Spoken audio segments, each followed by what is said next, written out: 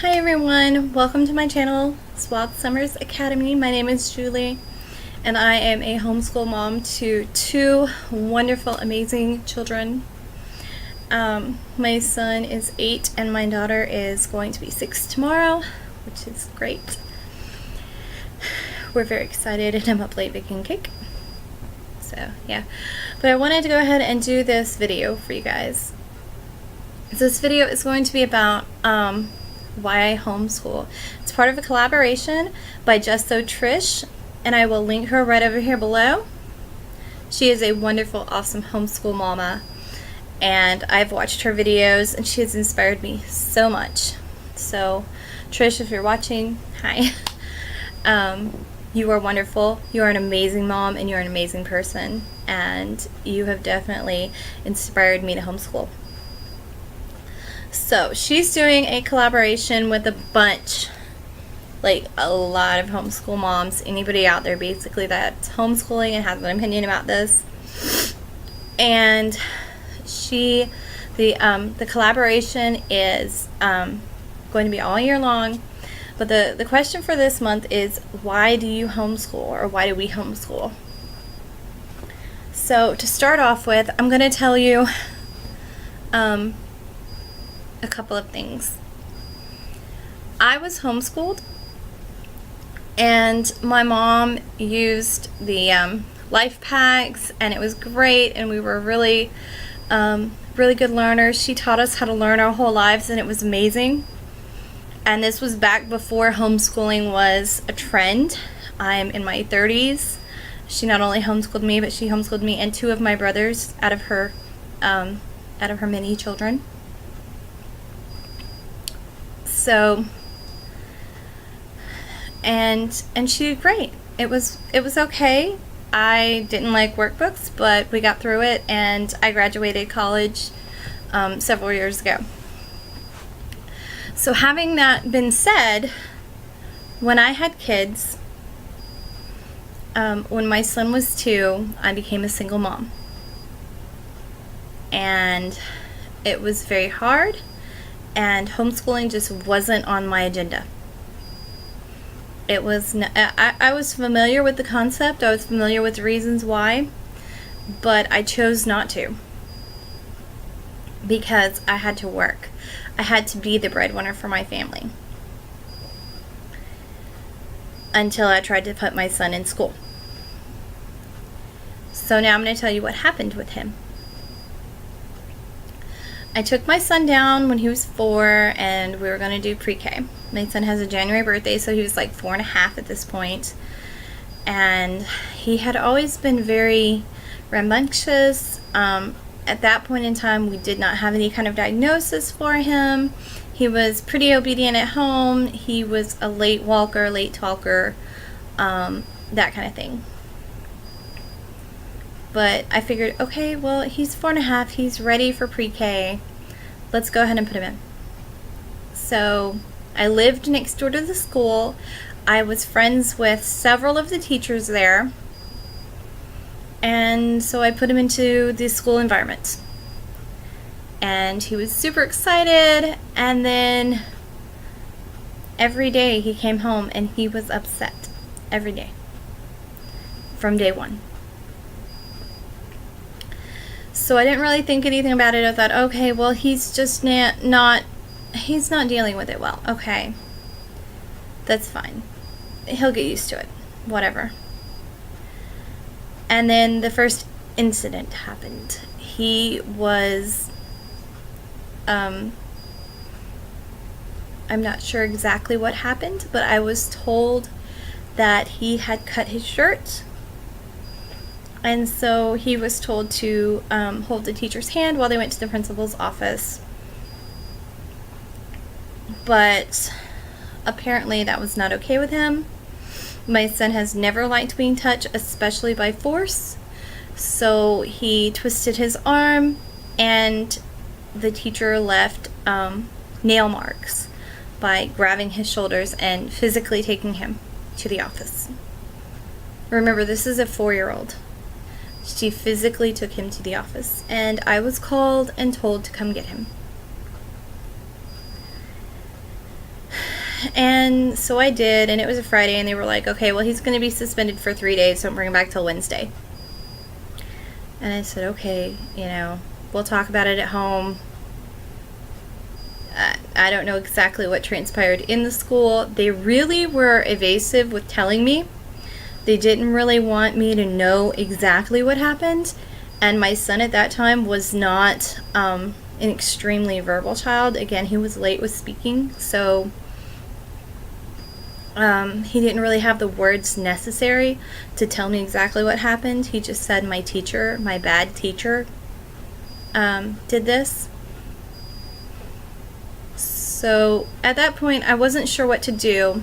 I didn't have any friends that had any kind of issue with the school system, or anybody that I knew really that had any issue with the school system, so I took him back on Wednesday. And I'm sorry if I get emotional because this is very personal to me. So I took him back to the school, and he had a substitute, and she was there for several days, and every day that following week he was sent to the counselor, and they would tell me, come get him, your child is screaming, we don't know what to do. So I would go down, and by the time I got there, they would have him with candy or toys that he could take home and keep or whatever, something to just satiate him, which I wasn't okay with. I was like, why are you rewarding him for bad behavior? That doesn't make any sense. And they were like, that's the only way we could get him to stop. So I took him home almost every day that following week, and then there was an incident in the lunchroom where he climbed up on his seat and refused to come down. And so again, the teacher had to forcibly remove him from the situation, and they called me and told me to come get him, that he was expelled for a week. And I believe that was also on a Friday, so he was expelled the entire next week. And then this is in pre-K, y'all, like a 4.5-year-old that they're claiming is doing all this. And I had no idea. At home, he was fine. He was a little bit anxious. He was a little bit rambunctious. Like, he would have minor meltdowns. He would not be anywhere near as bad as they described him. So I was totally confused as to what was going on.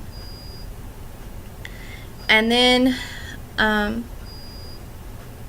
it got to where it was like the middle of September.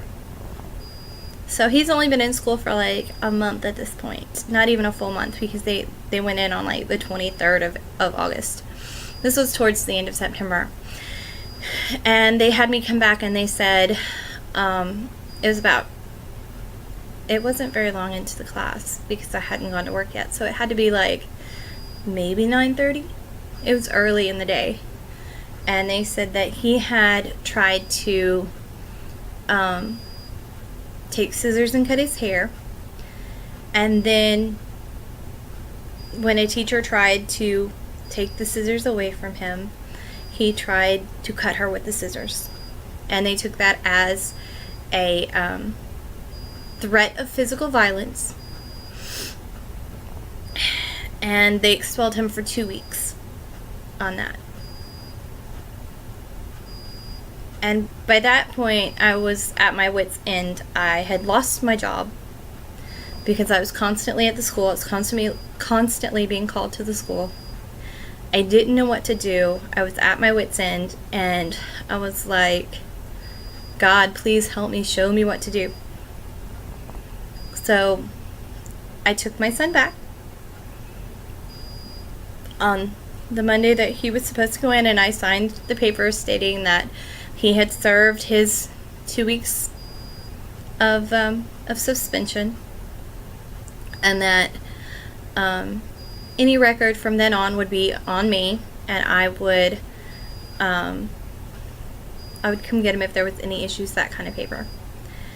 So about 3 days passed, and it was in the middle of the week, and I had just got a new job,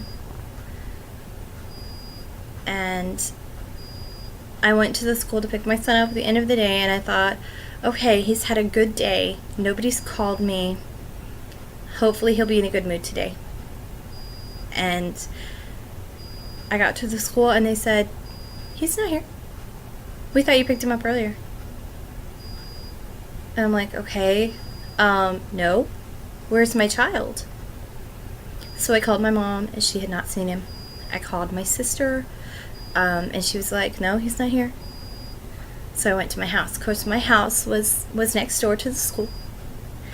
And my son was there making himself a peanut butter and jelly sandwich. And he said he'd watch a cartoon all day. And I was like, why weren't you at school? And he said they were mean to me, so I left. So my number one reason for homeschooling was the safety of my child. They let my 4.5-year-old walk home on his own. They didn't even know he was gone. They didn't know. I went to the school 5 minutes later and I was like, I am taking this child out. You will never see him again. And they told me, you can't do that. And I told them, yes, I can. I'm going to homeschool this child. So I signed the papers to take him out. Well, it came around to his kindergarten year. And I thought, okay, well, I've moved. We're in a totally different school district. Maybe they're good. You know, maybe the school's great. And I took him down and registered him, and he went through all the testing and stuff that they do for kindergarten, and he told me he liked this teacher. And I thought, okay, finally, it's going to be a good year. He likes the teacher. Everything's going to be fine. I'm not going to have to homeschool him the entire time. Because at this time, I was super resistant to homeschooling. I didn't have time for it. I didn't want to do it. I didn't want it. It was too expensive. So I didn't want to do it. And he was there for 2 weeks. And every day he would have some kind of issue. And they would have me come get him. Or they would tell me at the end of class. Or they would send home one of those little cards that says, Troy had a bad day because please address this with your child. And so it came around to about 2 weeks into the school year. And they called me and they said, we want to put Troy in a program for kids with special needs because he's not capable of learning.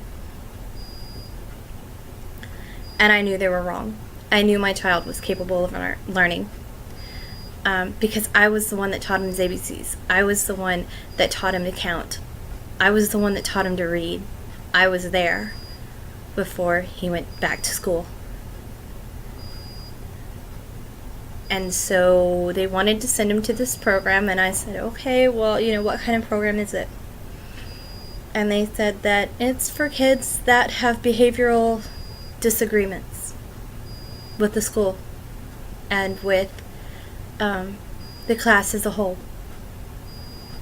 And I told him, well, okay, so you're not sending him to a school that will help him with therapies and that? Because by this time, we were going to therapy 3 times a week. He had speech therapy, occupational therapy, and psychiatric therapy by this point in time. And they said, no, this is just a school for children that need to be in a smaller classroom setting because they have behavioral issues. So I was not okay with that. And I told them no. And they said, okay, well, he has 1 week to figure out if he's a good fit for here or not. And this is like the 3rd week into the school. And so we decided together that he would rather come home and we were going to homeschool again. So my number one would be safety, because the first year that we went to school, to public school, safety was not a priority of the school, even though they say it was. My second would be, I can teach him I can teach my daughter. I don't have a problem with that. And I'm confident that I can teach them anything they need to learn, and I'll learn with them. And I can choose their curriculum, and I can make sure that they have a faith-based curriculum so that they can learn about God and nature and the world around us in a way that works with their teaching, or rather their learning styles. So those are my 2 reasons for why I started homeschooling. So thank you so much, Trish, for all that you do and for putting this collab together. I've listened to a couple of the other moms in this collab and a couple dads. There's a couple dads in there too. And they are awesome. I just want to say that. They're awesome. And thank you so much for being able to put it out there, why you homeschool, what your story is, what your family's story is, why you decided to do this. And I'm proud to homeschool, and I'm proud to say that I homeschool my kids, and they're learning and they're thriving. So thank you so much. Please subscribe below. Please give me a thumbs up, say you like the video, and I will see you next time. Have a blessed night.